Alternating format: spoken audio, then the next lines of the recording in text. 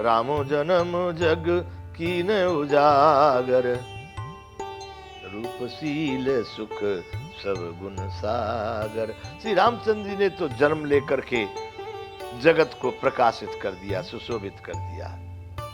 वे तो रूप, शील, सुख और समस्त गुणों के धाम हैं, सागर हैं, समुद्र हैं। ऐसे राम संपूर्ण ब्रह्मांड को जिन्होंने उजागर कर दिया, सुखी कर दिया, आनंदित कर दिया। पुरुजन परिजन गुरु पितु माता, राम स्वभाव सभय सुखदाता। पुरुजन यानी नगर निवासी, परिजन यानी अपने कुटुंबी, परिवारी, सगे संबंधी, गुरु, पिता और माता। राम का स्वभाव तो सबको ही सुख देने वाला, सब एक, अरे पशु पक्षियों को भी, नवचर थलचर जलचर जो भी है, सबको राम का स्वभाव तो सुख देने वाला। यहाँ तो केवल माता पिता गुरुजन पुरजन परिजन की बात की गई है। बरयू राम बड़ाई करही, बोलने मिलने विनय मन हरही। शत्रु भी राम की बढ़ाई करते हैं, उनके बोलने को, उनके मिलने की, उनकी विनम्रता की उन मनों को हर लेता है राम जी का आचरण। इसलिए शत्रु भी राम की बड़ाई करते हैं। शारद कोटि कोटि सत शेषा, कर सके प्रभु गुण गण लेखा। कोटि शारद यानी सरस्वती जी, कोटि सत शेषा 100 करोड़ शेष नाग जिनके 1000 मोह हैं, फन है। इनसे ज्यादा बड़ा वक्ता कोई नहीं कहता। 1000 मोह से कोई वर्णन करे तो कितना होगा। सरस्वती जी स्वयं, करोड़ों सरस्वती, 100 करोड़ शेष, वह भी मिलकर के कर न सके प्रभु गुण गण लेखा। लेखा कहते हैं गिनती, गणना। राम जी के गुणों की गणना नहीं कर सकते। ऐसा राम जी का अपरमित आनंदित स्वभाव है। 200वां दुआ बंधुओं, ये अयोध्या कांड का है। मुख स्वरूप सुख स्वरूप रघुवंश मने, मंगल मोद निधान, ते शोभत कुश दास महि, विधि गति अति बलवान। मैं विद्युओं बंधुओं विधि को जहां तहां लगाता हूं। कहीं कहीं पर विधि ठीक है, भगवान के लिए लगाया गया है, लेकिन विधि का मतलब है अपनी जीवन की शैली, किस विधि से आप जीवन जी रहे हैं। यहाँ विधि ठीक है, भगवान को कहा जाए सुख स्वरूप रघुवंश मने, मंगल मोद निधान। सुख के स्वरूप है श्री रघुवंश के शिरोमणि श्री राम जी, मंगल और आनंद के भंडार है। वो पृथ्वी पर कुशा पर बिछा करके, घास फूस पत्ते बिछा करके सोरे। विधि गति अति बलवान, या करें विधाता की गति बड़ी ही बलवान है, बहुत बलवान है।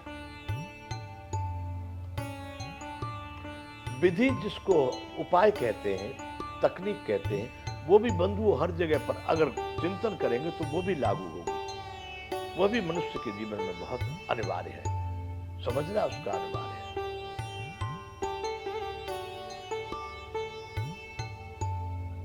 अगर मैं इसी जगह पर कहूं, कोई इस पर तर्क बात वार्ता संवाद करे, भाई आप कहते हैं विधि, विधि मतलब उपाय, यहाँ पर कौन सा उपाय करेगा, राम जी ने कहा इसमें उपाय करना चाहिए। यहाँ पर भी वो बात निकल के आती है। यदि इन रामायणों को आप देखेंगे तो वाल्मीकि रामायण को देखें तो वहां पर लक्ष्मण जी ने तो कहा कि मैं राजा दशरथ को बंदी गृह में डाल देता हूं, आप राज कीजिए। लो हो गई विधि, उठाइए वाल्मीकि रामायण। अब ये दूसरी विधि है कि नहीं, पिताजी के आगे हमारे अपने चलो बन, ये हो गई विधि। परंतु जिसकी जैसी श्रद्धा है, सभी ये श्रद्धा का विषय है। संपूर्ण अध्यात्म मात्र श्रद्धा और विश्वास पर आधारित है।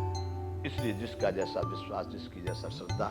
यहां पर कहे विधि गति अति बलवान, विधाता की गति बहुत बलवान है। राम सुना दुख कानन काऊ, जीवन तरुज में जोग भय राऊ। राम जी ने अब से पहले किसी का भी दुख अपने कान से नहीं सुना, वो दुख जानते ही नहीं थे। राजा दशरथ महाराज स्वयं जीवन वृक्ष की तरह से उनकी सार संभाल किया करते, क्योंकि राजा दशरथ को तो सबसे ज्यादा यदि लगाव था, प्रेम था या मोह था, वो राम से था। इसलिए यहाँ कह रहे हैं कि जीवन तरु जिम जोग वह राहु, जैसे जीवन का प्राणों का वृक्ष हो, राजा दशरथ उसी तरह से उनकी देखभाल करते थे।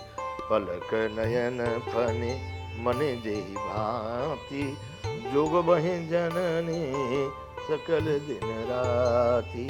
उनको सभी माताएं भी रात दिन उनकी ऐसी सेवाएं संभाल करती थी। जैसे पलक नयन फन मने, पलक कैसे आंखों की रक्षा करते हैं, नाग अपनी मणि की किस तरह से रक्षा करते हैं, उसी भांति से जोग बह जनन सकल दिन राती, सभी माताएं राम को रात और दिन उसी तरह से रक्षा करती जैसे पलक अपनी आंखों की या नाग अपनी मणि की रक्षा करते हैं। ते अब फिरत विपिन पदचारी, कंद मूल फल फूल आहारी। वही राम जिनके लिए इस तरह के सरंजाम थे, पलक और आंखों की तरह से, फनी और मणि की तरह से जिनकी रक्षा होती थी, वही राम आज ते अब फिरत विपिन पदचारी, वो आज वन में पैदल पैदल घूम रहे हैं और कंदमूल और फलों का भोजन कर रहे हैं। कंदमूल फल फूल आहारी, ये उनका आहार है। ऐसी स्थिति आज राम जी के सामने है। धिग के कई अमंगल मूला, भरत जी कह रहे हैं धिक्कार है, अमंगलों की जड़ मूल के कई को धिक्कार है। भय से प्राण प्रियतम प्रतिकूला, जो अपने प्राण प्रियतम पति से भी प्रतिकूल हो गई। बताइए, उसने अपने पति का भी कोई सम्मान नहीं किया। प्राण प्रियतम पति उनके विमुख हो गए, उनकी बात को मान नहीं दिया। मैं धिग धिग यग उदधि अभागी, सब उत्पात भयउ जे लागी। निषाद राज, और सबसे बड़ा तो धिक्कार मुझको है, सबसे बड़ा धिक्कार मुझ पापों के समुद्र और अभागे को धिक्कार है। धिक्कार है, सबसे बड़ा धिक्कार है, जिसके कारण ये सब उत्पात हुआ। कैकेयी ने किसके लिए किया है राज्य? मेरे लिए लिया, मुझको राजा बनाना चाहे। इसका अर्थ ये है कि सब की जड़, सारे अनर्थ या अपराध या पापों की मूल मैं भरत है। ऐसा भरत जी कह रहे, कुल कलंक करि सृजऊ विधाता, साई दोह मोहे कीन कुमाता। भगवान ने तो मुझको कुल का कलंक बना करके सृजन कर दिया, पैदा कर दिया। यहाँ पर विधाता ने कुल का कलंक बना के पैदा कर दिया, मुझे पहले से ही अपकीर्ति का भागीदार बना दिया। और साईं द्रोह, अपने स्वामी, मेरे स्वामी राम थे, उनका द्रोही बना दिया मेरी कुमाता ने। राम का विद्रोही, राम के विद्रोह करने वाला बन, साईं द्रोह वही कीन कुमाता। सुन सप्रेम समझाव निसाधु, नाथ करिए कतबा दिव्य साधु। बड़े प्रेम के साथ में निषाद राज राम को समझाने लगे हैं, लक्ष्मण भरत जी को समझा रहे हैं। नाथ करिए कतबाद विसाधु, आप क्यों व्यर्थ में ही ये विषाद कर रहे, सब उल्टा सीधा सोच रहे। साईं द्रोही हो गया, फलाना हो गया, टिकना हो गया, कुल कलंक हो गया। कुछ नहीं हो गया, बिल्कुल कुछ नहीं हो गया। क्यों नहीं हो गया? कि राम तुम्हें प्रिय, तुम प्रिय राम है। राम आपको प्रिय है और राम को आप प्रिय है। राम तुम्हें प्रिय, आपको राम बड़े प्रिय हैं, तुम प्रिय राम है, आप राम को बहुत प्रिय हैं। यह निर्दोष दोष विधि वाम है, यही निश्चित किया हुआ सिद्धांत है। आपको तो कोई दोष नहीं है, दोष तो केवल प्रतिकूल विधाता को है, आपका कोई दोष नहीं। आप में कोई फर्क भी नहीं है। जितना आप राम से प्रेम करते हैं, अरे उससे भी ज्यादा अधिक प्रेम राम करते हैं आपसे।